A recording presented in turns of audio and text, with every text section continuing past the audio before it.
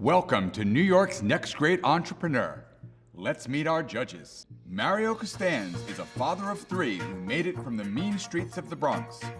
He's an inventor, an author, and an entrepreneur. Sarah Evans co-owns one of the largest independent travel PR firms in the world, with 5 offices in the US and UK.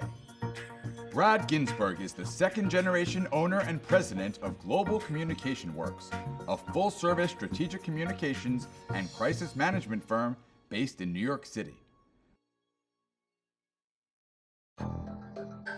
After an exhaustive search, we've got 2 finalists, one of whom will be named New York City's next great entrepreneur and leave here with $100,000 in cash and prizes.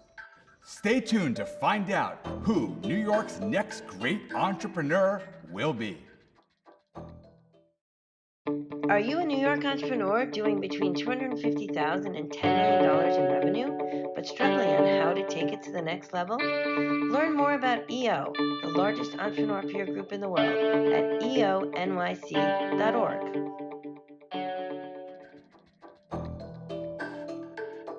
Let's meet our first contestant, Jen Hallwile. So, Jen, tell me about your business. I am an electrical engineer turned story engineer and the founder of Go Beyond. We're an educational media company that is pushing the boundaries of what we as humans know to be possible. The idea is that we're not just telling stories that get people excited, we're telling stories that change the world. Empowering 1 Billion Women did this amazing study, and they found that 88% of female entrepreneurs never break 6 figures, and then less than 2% ever break $1 million, right? And so part of a more equitable society is we have to fund women equally. We have to make sure that their innovations are understood and heard. And that's why we're so passionate at Go Beyond about showcasing these amazing figures that are doing groundbreaking work, because we're changing how society views genius. We're changing how society views innovators.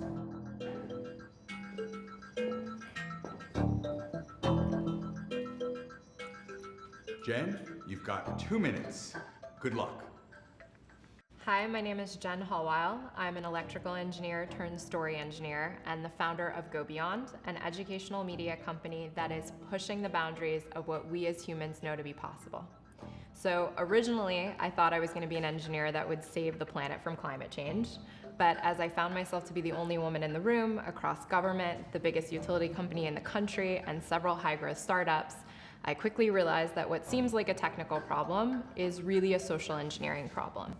And so I became a story engineer, and I founded Go Beyond. Think of us as Disney, only instead of princesses, we're focused on innovators, and instead of theme parks, we are building hacker spaces and accelerator programs. The great thing about science is that when it's done well, it's indistinguishable from magic, right? So we want to remind people of that and encourage them to feel like 3D printing an algae purification system is just as thrilling as riding a roller coaster and way more fulfilling in the long run. Tell me a little bit about your day-to-day role in the business and what you do. So true entrepreneur, I'm wearing like 70 hats, right? But I think of myself as scaling teams, right? That's really what an engineer does. Got it. And how big is your team now? So we have about 5 core team. And then we scaled up to like 50 different contractors at a time when we were doing multiple video projects simultaneously. When you talk about scaling, what is the vision? If you were to write your own ticket 5 years from now, what is that vision? And you've talked about so many different facets of your business.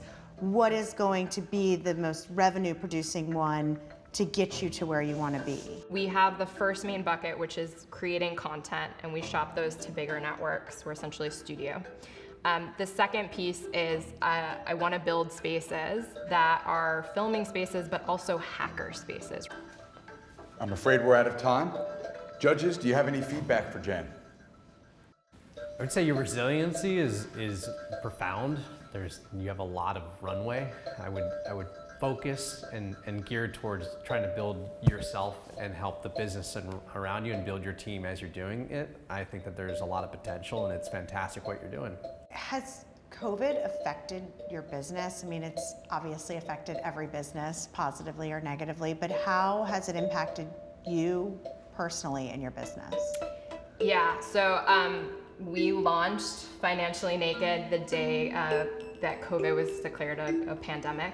We actually had a red carpet. We had all these people come out. We were really excited about it. Several people left that with COVID, unfortunately. I was likely one of them. I couldn't get tested at the time, but I was very sick, had a flu, lasted 2 weeks, thought I was fine. I ended up having complications later down the road and was hospitalized in July. But we started over financially. I'm blown away by your talent and your intellect and the way you're bringing these stories to life that people don't know. There's a lot of value in that. And I would say to really hone in on what your story is and what your messaging is. What's your elevator pitch? Because it seems like you have so many incredible facets of your business, really understanding who you are, where the value is in one sentence. So when you're going in and pitching those investors, they leave with a really clear understanding of the scalability and the revenue model. Yeah, great business. And as a father of an 11-year-old daughter, I'm inspired, and I'm going to tell her about your story. I would say just be ready for the adversity of being an entrepreneur. It's not going to get easier, it's going to get harder, but it's also not insurmountable. You see some great entrepreneurs here who have been with many ups and downs in their career, and you need to be prepared for them. But it will be very worth it in the end if you keep on pushing through. Thank you so much. Thank you. You're fantastic. Thank you, Jen. And now, let's meet our other finalist.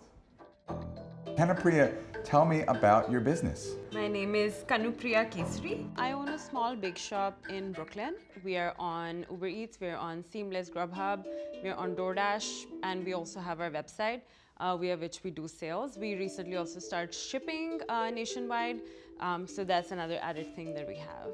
My food has all natural ingredients. It's made in small batches, and it's all custom. So if somebody walks into a store and wants a vegan and a gluten-free cake, we make it happen for them. Our next finalist is Kanupriya. Thank you, Dave. Kanupriya, you'll have 2 minutes. Good luck. Thank you. Hi judges, I'm Kanupriya. I'm the owner and founder at Butterly Bake Shop in Brooklyn. I started out my journey where people come from India to become doctors, engineers, do their MBAs. I came here to go to the CIA and become a pastry chef. Then I started my small little company out of my studio apartment at home. This is what the store, when we rented it finally in Brooklyn, looked like. And this is what it looks like right now.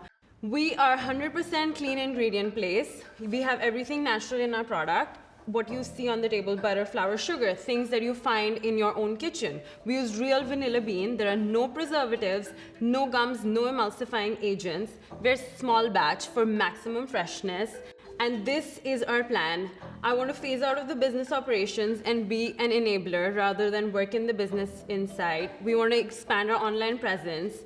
We want to then expand the business by targeting wedding and event planners, supplying desserts to restaurants that don't have a pastry chef in-house. Then we want to finally upsize and grow it into a hospitality company. Congratulations. Thank you. This is lovely. You said you opened in Halloween Of 2019. So you were up and running about 6 months before COVID shut a lot down, shut everything down. How did that affect your business? So we had to close down operations completely for 3 months. And it was very unfortunate, but I was traveling to India for a family event for a week. And I was supposed to come back, but I got stuck there for 5 months. Reopening 3 months later, everything remotely. We set up an all-night shop, no contact delivery, etc. 3 months after closing, we could open only for 4 days and for limited time periods. Kanupriya, great business, but I can't stop smelling it. So can we try it? Absolutely, absolutely. What would you like to try? Let's go with my daughter's favorite, Nutella. Absolutely. How about you? I'll do my daughter's favorite and try the s'mores cookie. Awesome. And how about you? I'm gonna try one of these cupcakes. Those Yeah, are looking sure. good. I have a selection of vanilla, chocolate, and tropical. What would you like to try? Tropical looks delicious. Yeah, absolutely. You mentioned the clean ingredients. Are you also doing vegan, gluten-free, and specialty dietary? Absolutely, we are. And we see that it is one of the biggest sellers actually.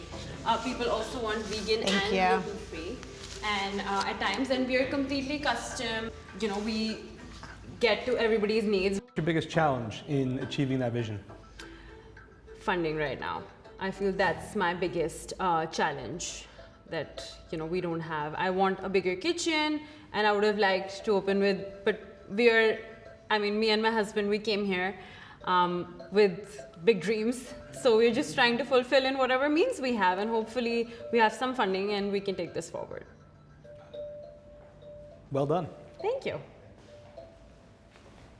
Well, Kanupriya, I'm afraid we're out of time. Judges, do you have some feedback for her? Kanupriya, thank you so much. This is fantastic. I love your story. I love that you're trying to put a little bit of sweetness into your passion. I see it come through.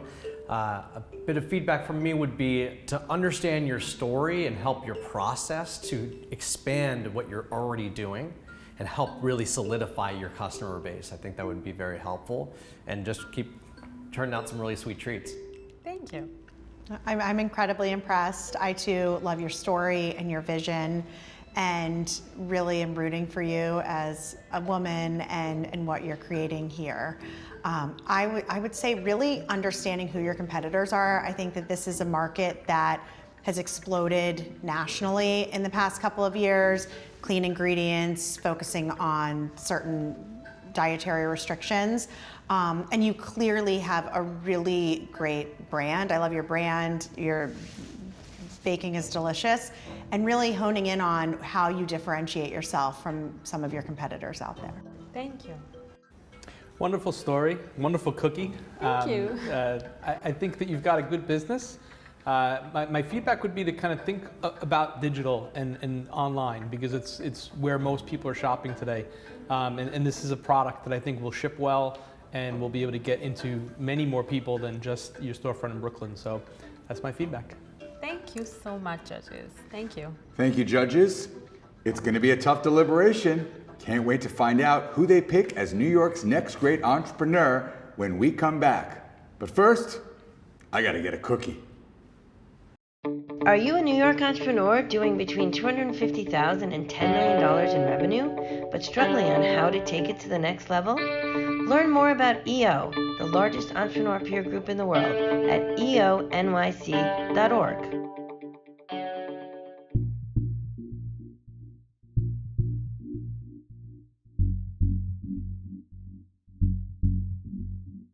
I think that they both are so passionate and clearly visionaries, and I resonated, especially as a female, with both of their stories. For me, what was challenging with Jen, it was a little hard to follow exactly what her revenue model was for me, and that was the block. It seemed she's so intelligent and clearly has so many balls in the air and facets of her business, but I had a hard time understanding the scalability. And with Kanupriya, what you had said about the online seems to make a lot of sense for me. Yeah. And I really am in awe of the brand she's built alone, essentially. And I really do see a lot of upside for her and what she's building. But I would really just want to understand more of her competitors and how she's standing out from them. Yeah, Kanupriya's business it's definitely growing. You can see the growth model, and the branding, like you said, is there for sure. I worry a little bit about the smaller scale and how it can grow. And with Jen, you're right. I think there's too many balls in the air. I want to see a little bit more honed in, a bit more tightened of the business structure, maybe the process a little bit better. But both are very, very, very bright. It's very known, and the resilience is there. Yeah, I was impressed. First of all, I was impressed with the Nutella cookie. I mean, it was amazing. And that business model with the sustainability concept and with the fresh ingredients, that is scalable. I mean, that definitely has some legs. I think the challenges of being tied into brick and mortar these days is definitely something that has to be looked at strategically in terms of how to grow that. And then wanting to go into hospitality, but also wanting to go into new locations with digital sitting right there. that put a little pause to me, but the cookies were good. And then when you talk about Jen, I agree completely. There's a lot of things happening, a very intelligent, gritty entrepreneur, an inspiring entrepreneur who definitely has a future ahead of her with that business, but there has to be some more focus when it comes to where she's going to take it.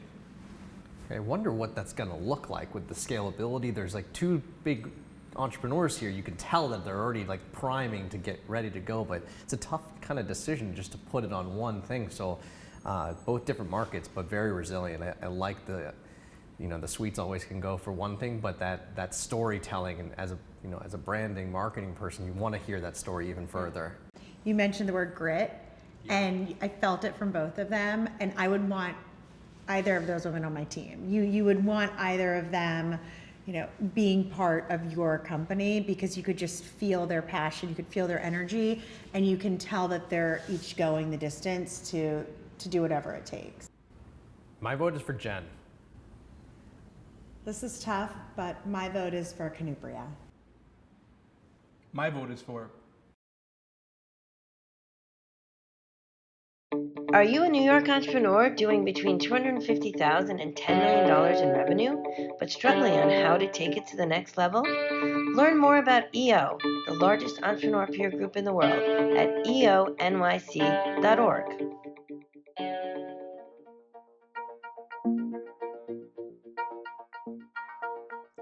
Well, those were some tough deliberations. And ladies, it was actually a 2-to-1 vote. Before I reveal the winner of New York's Next Great Entrepreneur, I want to thank our judges, Brad, Sarah, and Mario. I want to thank both of our finalists, Jen and Canupria. And I want to thank the dozens of contestants across New York that we had. On behalf of Entrepreneurs Organization of New York, it is my pleasure to award the title of New York's Next Great Entrepreneur, winning $100,000 in cash and prizes from Entrepreneurs Organization of New York to Jen! Congratulations! You're our winner of the first New York's Next Great Entrepreneur. Until next time, thanks so much for tuning in to New York's Next Great Entrepreneur.